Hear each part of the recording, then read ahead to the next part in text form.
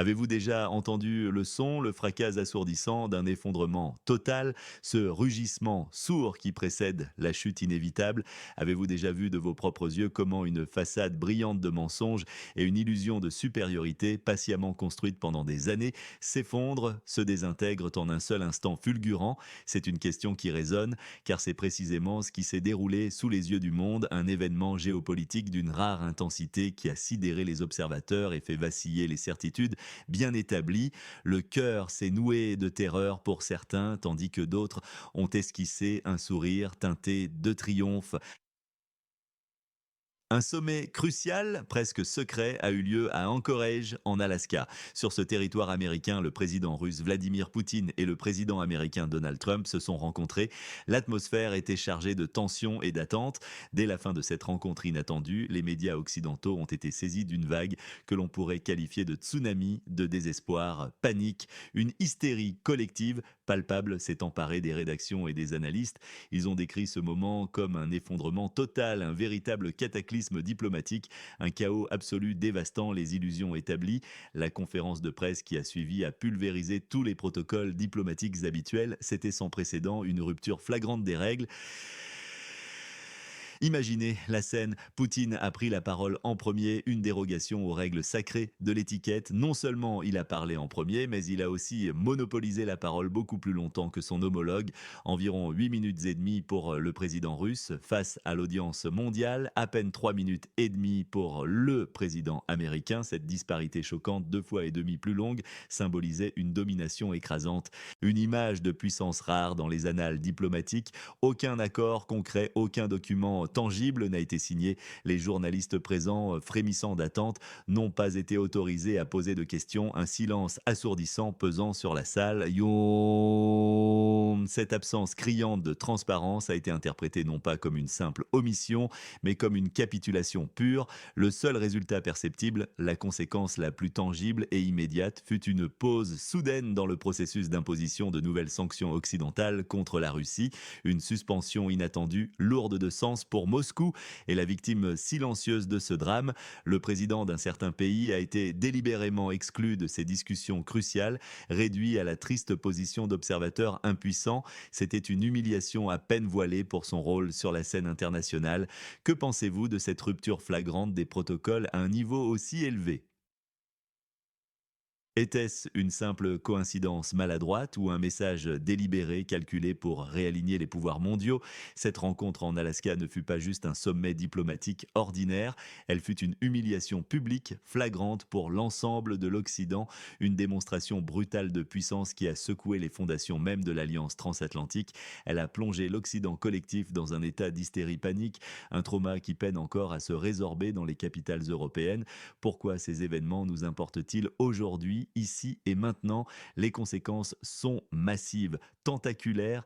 Elles touchent directement votre sécurité nationale, la stabilité économique mondiale et impactent, ne vous y trompez pas, directement votre portefeuille. Familiale, cette pause inattendue dans les sanctions, par exemple, elle offre un répit bienvenu à Moscou, mais qui paie véritablement la facture à long terme de cette décision unilatérale. Sans surprise, c'est l'Europe, encore et toujours. Des millions d'euros, voire des milliards, sont perdus chaque année pour les viticulteurs italiens, les producteurs de fromage français, les industries automobiles allemandes qui voient leur contrat avec la Russie s'évaporer. Des emplois sont menacés, des usines ferment, des économies locales sont dévastées. L'Europe est devenue, dans ce grand jeu géopolitique, un simple donateur sans le moindre droit de vote sur les décisions qui affectent son propre destin. Elle finance généreusement un certain pays, lui apportant un soutien financier crucial. Pourtant, elle n'a absolument aucun mot à dire sur l'orientation politique de ce pays ou sur les négociations qu'il concerne. C'est une situation intenable, n'est-ce pas? Une véritable mascarade diplomatique. Que pensez-vous de cette dynamique de dépendance et d'impuissance?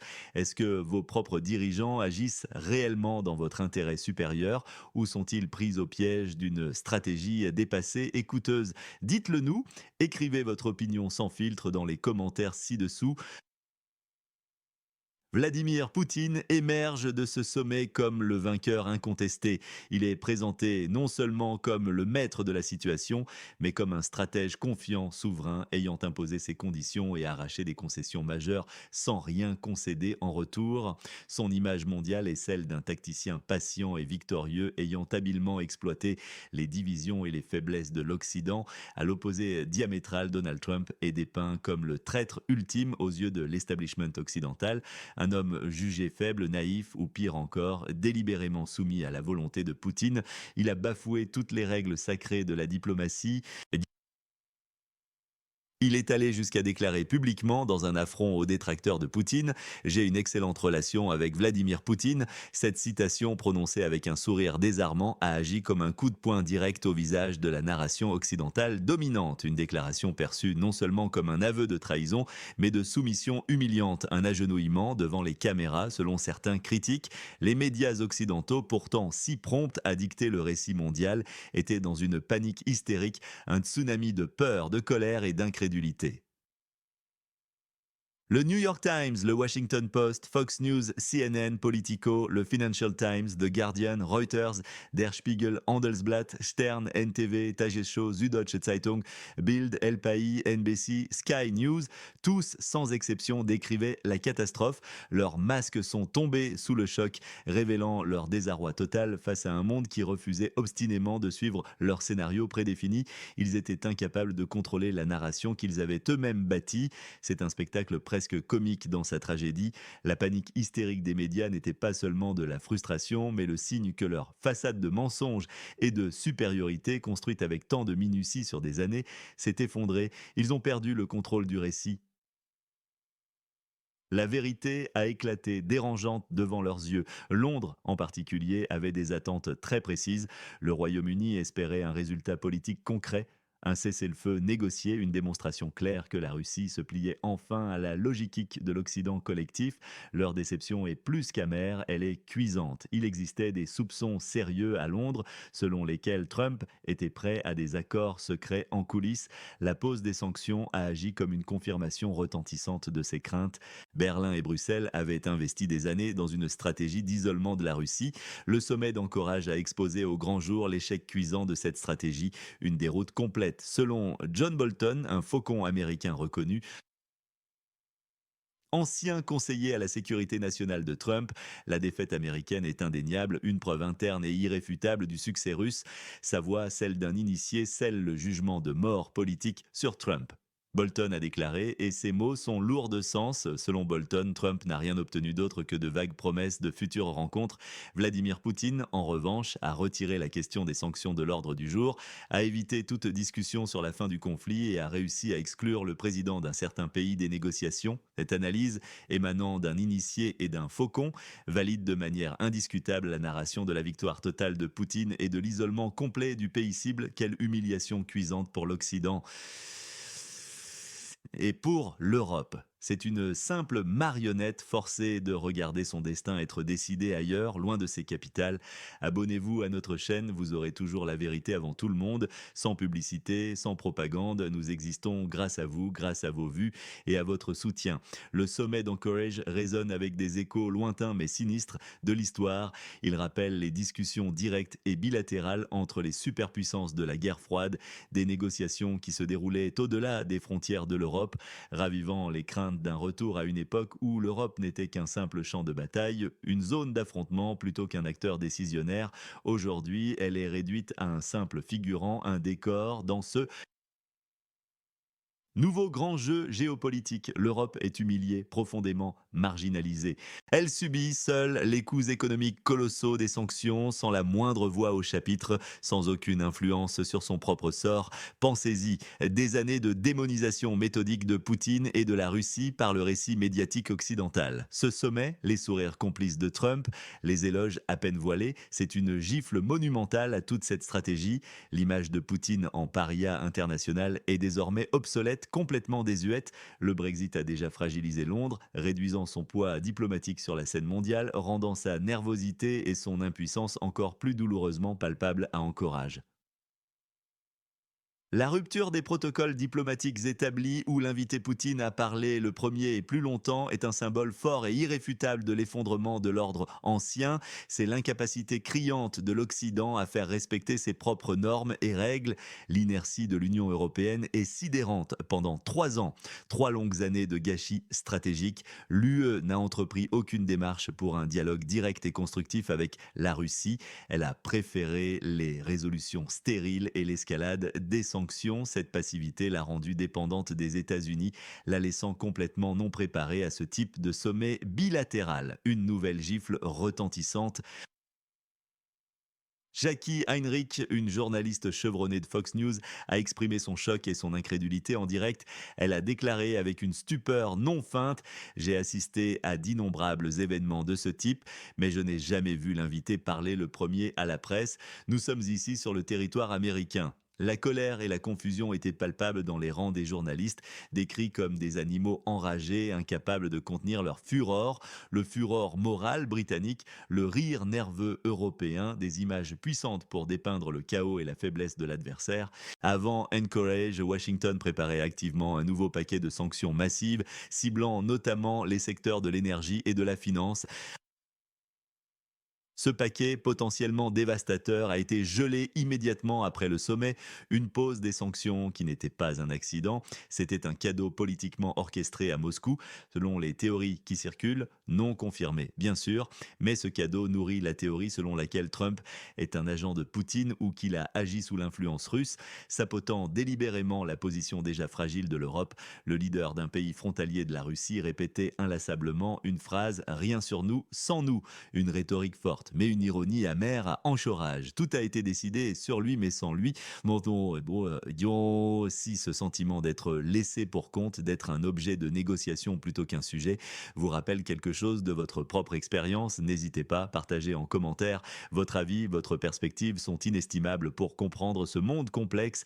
Quel avenir pour ce bloc occidental en pleine déconfiture? Les risques politiques sont absolument énormes. Le sommet a mis en lumière l'affaiblissement profond du front uni occidental. Il a révélé des fissures, d'immenses gouffres entre les États-Unis et leurs alliés européens. Cela mine de facto la capacité de l'Occident à agir collectivement sur la scène mondiale. L'érosion de la confiance transatlantique est avancée. La décision unilatérale de Trump de négocier directement avec Moscou, d'ignorer ostensiblement les préoccupations légitimes européennes, a brisé cette confiance en mille morceaux. Toute coordination future sera incroyablement difficile, voire impossible. Pendant ce temps, l'influence russe s'accroît. Poutine a réussi à briser l'isolement artificiel imposé par l'Occident. Il a repositionné la Russie comme un acteur central et souverain sur la scène internationale, défiant ouvertement l'ordre mondial dominé jusqu'alors par l'Occident. Aux États-Unis, l'instabilité politique interne s'intensifie. La réaction virulente contre Trump, notamment orchestrée par des figures comme John Bolton, a accentué les divisions internes, ouvrant la voie à de nouvelles attaques politiques dévastatrices. Et l'Europe, dans tout ça, elle perd sa pertinence diplomatique.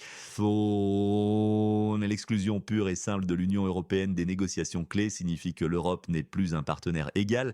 Elle est un simple spectateur, un figurant, voire une victime consentante de son propre effacement. Les risques économiques sont tout aussi alarmants, voire plus directement menaçants pour les citoyens ordinaires. Les sanctions occidentales, initialement présentées comme un effort partagé, un fardeau équitable, sont désormais devenues une charge unilatérale écrasante pour l'économie européenne. Le coût est disproportionné. Des millions d'euros sont perdus pour les viticulteurs italiens, c'est une certitude. Les industries allemandes perdent des contrats pharaoniques. Les secteurs clés comme la machinerie, le vin, l'automobile ont perdu l'accès à un marché russe lucratif, tandis que des concurrents non occidentaux, la Chine, l'Inde, la Turquie, s'engouffrent dans la brèche, prenant leur place. Le déclin industriel de l'Europe est une réalité, la hausse des prix de l'énergie vertigineuse. Les politiques de sanctions ont directement conduit à des fermetures d'usines, à des délocalisations forcées vers les États-Unis et à une flambée insoutenable des coûts énergétiques pour les ménages et les entreprises. L'Europe est devenue un donateur sans droit de vote, une entité qui finance finance généreusement un certain pays sans avoir son mot à dire sur l'orientation politique de ce dernier, ni sur les négociations vitales qui le concernent. C'est inacceptable, une pilule amère à avaler pour les contribuables européens. Les risques sociaux sont patents. La désillusion du public grandit à vue d'œil. La contradiction flagrante entre la narration officielle, celle des médias institutionnels et la réalité perçue du sommet d'Anchorage érode la confiance des citoyens envers leurs propres dirigeants et leurs médias. Un sentiment profond d'impuissance envahit les Européens, les laissant se sentir abandonnés, insignifiants face à des décisions capitales prises sans eux, bien loin de leurs frontières. Cela alimente inévitablement le ressentiment, le défaitisme et donne du souffle aux mouvements anti-establishment qui promettent de tout balayer. N'est-ce pas au fond ce que vous ressentez? Une frustration grandissante face à cette impuissance organisée? Le pire scénario pour l'Occident, c'est paradoxalement le meilleur pour notre récit. Imaginez, les États-Unis poursuivent une diplomatie directe et exclusive avec la Russie, ignorant complètement l'Europe, la laissant sur le côté comme une vieille chaussette oubliée. Le régime de sanctions s'effondre lamentablement, renforçant la Russie et ses nouveaux partenaires mondiaux qui se frottent les mains. L'Europe, affaiblie, humiliée et marginalisée, devient un État vassal à la merci des grandes puissances économiquement et politiquement, sans la moindre once d'influence sur les décisions majeures qui la concernent. Le pays frontalier de la Russie est totalement abandonné, son sort scellé par d'autres, loin de ses aspirations. La trahison de l'Occident est consommée, c'est une évidence irréfutable. L'Europe est sacrifiée sur l'autel des intérêts américains et russes. C'est la réalité brutale qui nous guette. Le scénario le plus probable, selon nos analyses, les États-Unis maintiennent un dialogue sélectif, pragmatique, avec la Russie, alternant entre pression et compromis. L'Europe, quant à elle, tentera désespérément de réaffirmer sa pertinence sur la scène mondiale, mais avec un succès limité, voire insignifiant. Les sanctions deviennent inefficaces et incohérente, offrant à la Russie un précieux oxygène économique et politique. L'Europe continuera de subir les lourdes conséquences économiques, essayant tant bien que mal de sauver la face sur le plan diplomatique, mais perdant progressivement toute influence réelle. Le pays sur la carte 404 recevra un soutien symbolique, des paroles d'encouragement, mais sans aucun poids diplomatique réel dans les négociations futures. Les fissures de l'alliance occidentale s'élargiront, se transformeront en gouffres, et l'Europe s'enfoncera inexorablement dans le déclin, victime de sa propre impuissance et de ses choix stratégiques erronés. Mais qu'en est-il du scénario inattendu, une lueur d'espoir pour certains observateurs avertis? Face à leur marginalisation criante, certains pays européens pourraient enfin décider de rompre les rangs avec les États-Unis. Ils pourraient établir leurs propres canaux de dialogue indépendants avec Moscou, cherchant désespérément à sauver leurs intérêts économiques et diplomatiques. L'Europe, enfin lucide sur ses véritables intérêts, se libérerait du joug américain, mais le mal, hélas, serait déjà fait et les blessures profondes. Le grand jeu géopolitique se poursuit et la Russie, loin de s'isoler, se tourne résolument vers de nouveaux partenaires en Asie, en Afrique, au Moyen-Orient. Oh, bon, ouais. Oui, elle diversifie activement ses flux commerciaux et financiers, s'éloignant délibérément de l'orbite occidentale. La pose des sanctions accélère ce processus inévitable de dédollarisation et de réorientation économique mondiale. Alors, qui sont les vrais gagnants de cette partie d'échecs planétaire? Indubitablement, la Russie et son président Vladimir Poutine. Une victoire stratégique majeure, une rupture de l'isolement, une pause cruciale des sanctions, une reconnaissance internationale comme puissance souveraine et un gain de temps précieux pour réorganiser son économie et diversifier ses partenaires. Les États-Unis, du point de vue de Donald Trump, y gagnent aussi. La capacité à négocier directement, la démonstration d'un pragmatisme à tout prix, la poursuite implacable des intérêts américains sans intermédiaire superflu, la Chine, l'Inde, la Turquie, les États du Golfe. Ces pays comblent habilement les niches de marché abandonnées par l'Europe, bénéficiant pleinement de la réorientation du commerce russe, et les perdants, les grands vaincus, l'Europe, Bruxelles, Berlin, Paris, Londres, humiliés, marginalisés, économiquement pénalisés, privés de voix. Elle est littéralement sur le menu des grandes puissances. Le pays frontalier de la Russie, exclu des discussions vitales, réduit à un objet de négociation, une valise sans poignée que personne ne veut porter, son destin décidé sans son consentement. Le récit de l'Occident collectif, l'illusion de son unité et de sa force, s'est effondré avec fracas. Et l'establishment médiatique occidental, il est exposé dans son hystérie et sa déconnexion, son monopole sur la vérité brisé en mille morceaux. Ce sommet d'Anchorage a été un point de bascule historique, une gifle retentissante pour l'ordre ancien. Dans ce tableau sombre et complexe où nous mènent ces dynamiques géopolitiques implacables, l'Europe sera-t-elle capable de se relever de cette humiliation et de cette perte d'influence? Va-t-elle enfin se réveiller de sa torpeur stratégique ou restera-t-elle un simple pion sacrifié sur l'échiquier mondial, condamné à observer son propre déclin sans pouvoir agir? Abonnez-vous à la chaîne, nous sommes le média le plus honnête, non acheté, qui partage des faits et dit la vérité, car nous ne prenons pas d'argent des propagandistes pour notre travail. Nous existons uniquement grâce à vos vues et à votre soutien. Ne manquez aucune mise à jour, cliquez sur la cloche et laissez votre avis ci-dessous.